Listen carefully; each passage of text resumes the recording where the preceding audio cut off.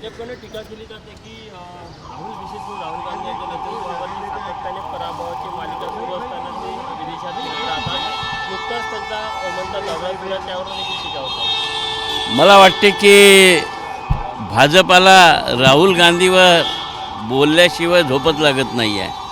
आणि राहुलजी ज्या पद्धतीनं देशभरामध्ये काम करत आहे, विरोधी पक्ष नेता म्हणून त्यांची भूमिका आहे आणि त्यांनी ज्या ज्या सूचना याच्या आधी केलेल्या त्या सत्य झालेल्या आहे.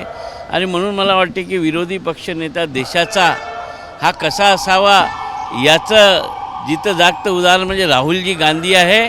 आणि प्रखरपणे कोणाच्यालाही दबावाला बळी न जाता देशासाठी बोलणारे नेते म्हणून राहुल गांधी आपण पाहिलं असेल की त्यांच्यावर किती प्रयोग करण्यात आले, ईडी सीडी सगळंच त्यांना दाखवणे, पण कुठेही न डगमगता आपली भूमिका ठामपणे मांडणारे राहुल गांधी आहेत.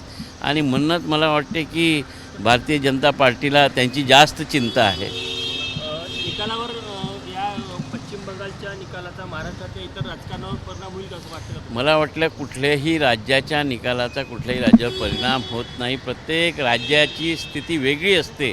आता पश्चिम बंगालमध्ये जितक्या दिवसापासून ममताजी होत्या त्यांची अँटी इन्कम्बन्सी असेल आणि सत्ताधारी पार्टी ज्या पद्धतीनं निवडणुकीला सामोरे जाते, सगळे फोर्सेस वापरतात, त्याच्यावरून आपल्याला लक्षात येईल की एक राज्याची निवडणूकसुद्धा त्यांना किती महत्त्वाची असते.